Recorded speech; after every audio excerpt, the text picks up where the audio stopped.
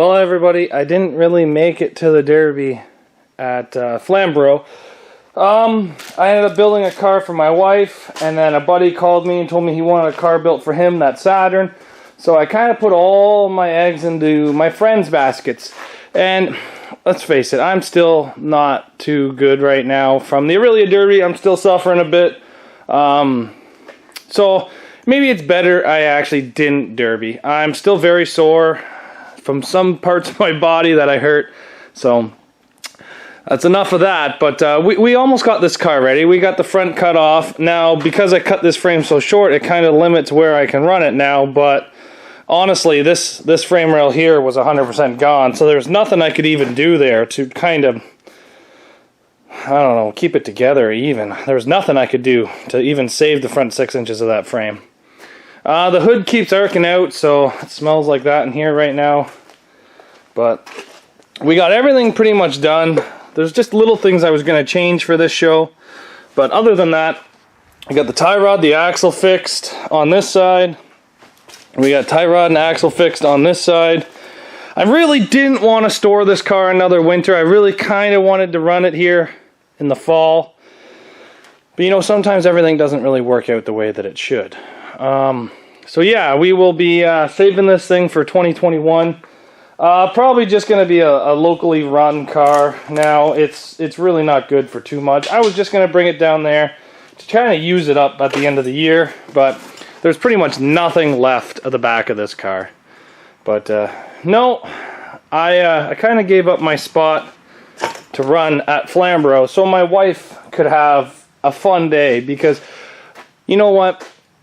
My wife, Cassandra, does a lot for me. She does a lot for my YouTube channel. And you know what? She sits in those stands and videotapes, and she wastes so much of her time. And I'm not telling, guys, I'm telling you that recording events is hard. You got to keep your hands still. You got to kind of focus on it. You got to make sure you don't scream out and that kind of stuff. You got to make sure that you kind of follow the action. And for some of these bigger events that we're having, they're going to be like 10-hour events of the wife there holding the camera. I got her a tripod, but she doesn't like it. She says the tripod kind of makes it so it's harder for her to focus on everything. It's harder for her to follow the action. So, you know what? She does so much for me, and she does so much for the YouTube channel. I said, you know what? I'd be happy to leave my Derby car at home and let you run a race car. And you know what? She really enjoyed running the race car. She told me she has more fun doing that race car than she did doing derbies. And I don't blame her. You know, the race car is exhilarating. Going that fast and turning, it kind of is completely different than what we are used to in the derby ring. Go fast, turn left kind of thing, right? It's not that simple. But so I think I'm going to be maybe investing in a for fun for her car, like a for fun car for her in the future. Maybe something that's actually like a race car, something that's actually set up like a race car, and maybe we can do some oval tracking next year, because this year there was none of it. There was no derbies this year, but the racetracks were still running. With the COVID rules here in Ontario, the racetracks were able to go, but the derbies were not. Kind of weird, but you know what? I think it's awesome that at least there was some motorsports. So maybe this winter I'll be keep my eyes open on Kijiji and Facebook Marketplace. And if any of my Derby guys that watch this has a for fun car that they're looking to get rid of, that's not too expensive, that's not completely put into the wall, because usually that's what happens to these cars, let me know, and maybe we can talk about it. If it's not stupidly crazy expensive and has a nice cage, maybe we can talk. But let's go take a look at her race car. Well, here's Cassandra's race car. It didn't really fare too well. It was a 250 lap race, and she made 14. Sometimes it's not about how long you last, it's about how hard you give her, right, boys and girls? And she definitely gave her. This spindle is broken. This strut is broken. She got kind of pit maneuvered and put into the wall on a sharp 45. If you stand right here, you can kind of see where she impacted the wall at 100 kilometers an hour. Everything is bent. The frames are both bent. The strut braces are bent. All the motor mounts are kinked over. Like, this thing is, yeah. So there's a couple things wrong with this Impala today. If you take a look at the motor, you ready?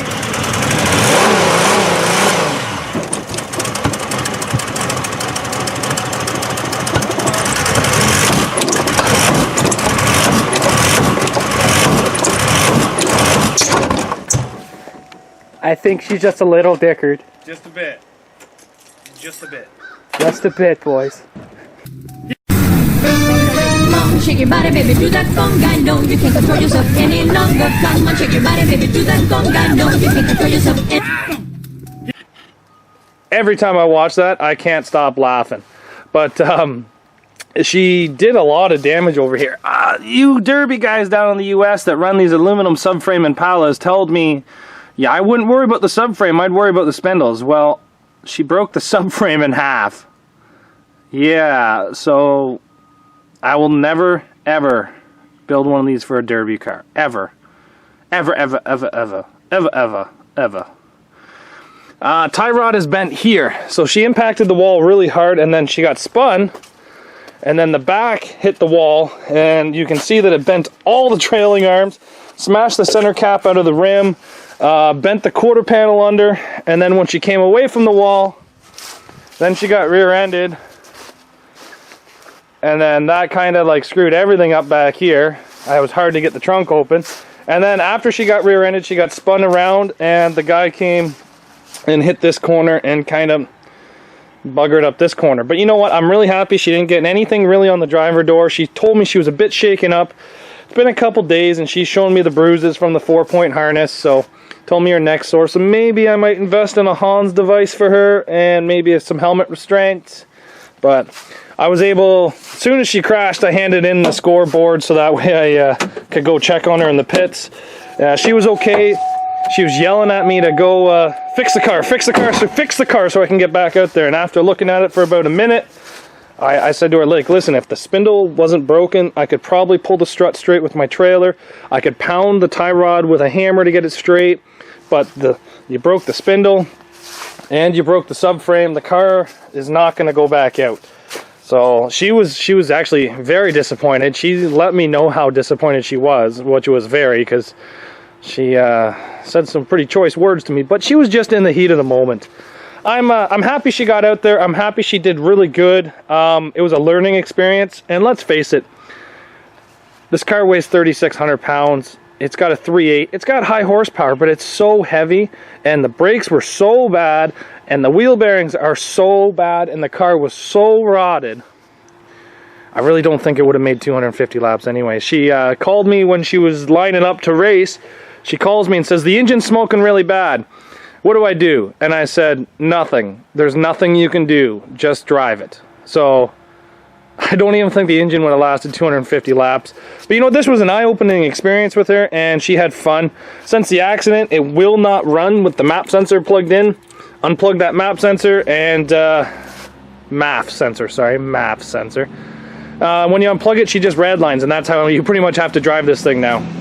But she had fun. She did 14 laps. She said she learned a lot, and I think she really did. So next year we will be trying to get her an actual race car that is maybe got a nicer cage and maybe nicer wheel bearings and maybe nicer brakes. And yeah, she'll try that.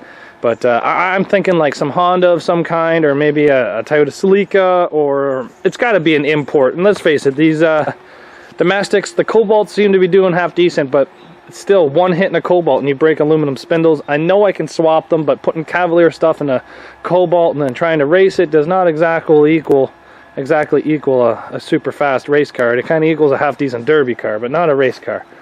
So anyway, I'm super proud of her. She had a lot of fun. She learned a lot. And I learned that I have to actually buy a race car.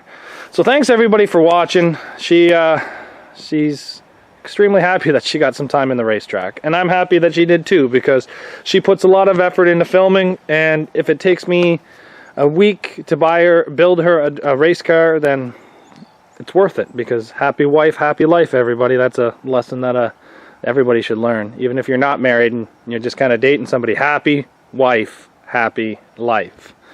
Nobody knows how to make your life unhappy like an unhappy wife.